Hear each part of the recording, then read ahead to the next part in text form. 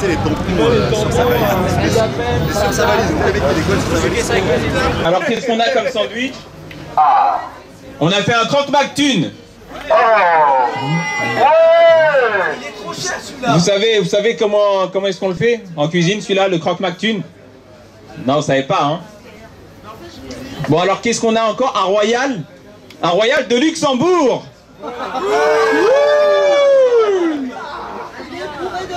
Bon, vous pouvez nous le faire ou pas, ce Royal de Luxembourg? Les composés de quoi? Non? Attendez, vous travaillez chez McDonald's et vous savez pas faire un Royal de Luxembourg, quand même, c'est chaud. Ah, on a un autre sandwich très calorique aussi en délocalisation, c'est un filet au fisc.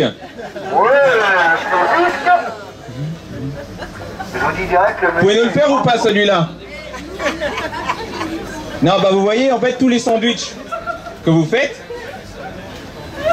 Gilles, vous ne récupérez rien. La dame de Stop Corruption dit que nous sommes des happy militants. Ouais, et on revendique quoi? Un salaire à 13 €, c'est ce qu'il faut dans les McDo. Un salaire à 13 €, c'est ce qu'il faut dans les McDo.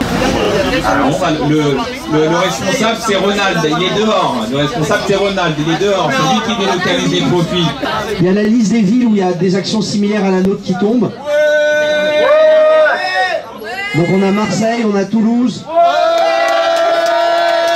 on a Caen. C'est vrai, Gilles. Bref, on a une dizaine de villes en France où actuellement on a d'autres camarades qui font la même chose de nous, qui viennent pour l'happy hour fiscal. Voilà, et on salue les camarades de Marseille, même si nous avons encore des différents footballistiques avec eux, n'est-ce pas? Un agent de police vient à l'instant par hasard de me demander, je dis à moi par hasard, parce que j'étais sur son chemin, hein, c'était juste... Ah bah non, je suis pas parano.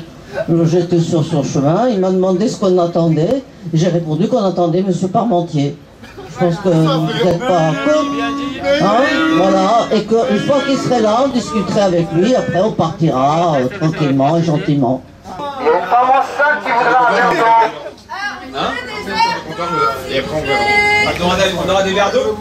Ah d'accord, alors on commence par des verres d'eau et... Termine par les infos. Bonjour. Les verres d'eau, les verres d'eau, les verres d'eau, les verres d'eau, les verres d'eau, les verres d'eau, les verres d'eau.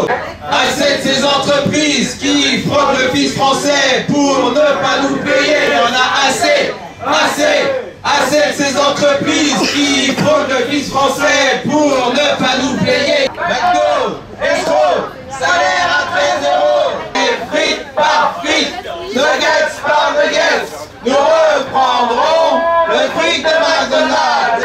Frites par frites, nuggets par nuggets, nous reprendrons le fric de McDonald's. Eh mon ami, est-ce qu'on peut avoir d'autres verres d'eau s'il te plaît? Réponds quand on parle, moi. On est vraiment en train de faire d'eau. Bah t'as dit des verres d'eau.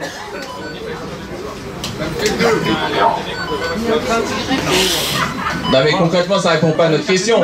On veut des verres d'eau. Mais l'eau c'est la vie, l'eau c'est la base, l'eau vous n'avez pas le droit de nous refuser un verre d'eau. C'est une femme enceinte qui parle. Si elle perd les os, Et si je perds les os, vous allez savoir ce que c'est la vie. dégueulasse. Frites par frites, nuggets par nuggets, nous reprendrons le fric de McDonald's. Hormis le fait qu'on est nombreux, hormis le fait qu'on ait un front extrêmement large, et ben moi je dis qu'il y a deux nouveautés dans cette période.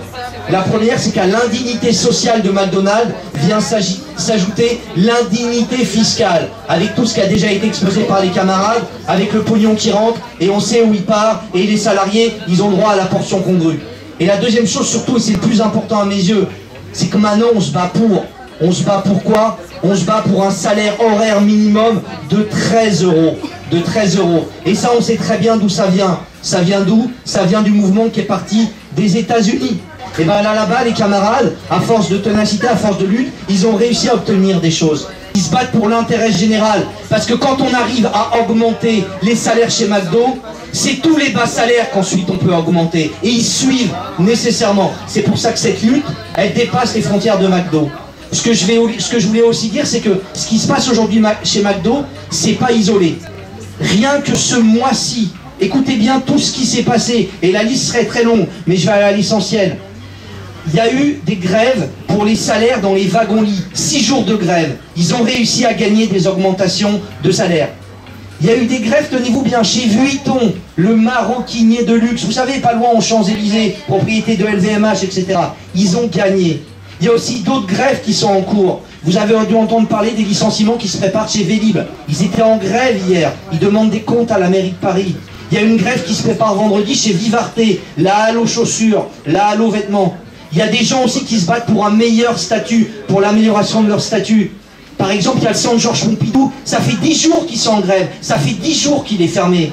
Et depuis plus de 15 jours, vous avez 150 camarades sans papier qui se battent, qui occupent jour et nuit le MIN, le marché d'intérêt national à Rungis. Donc ce que je suis simplement en train de dire, c'est que dans ce pays, et ça c'est un côté positif malgré tout de la lutte contre le travail, il y a beaucoup de travailleurs qui ont décidé de relever la tête.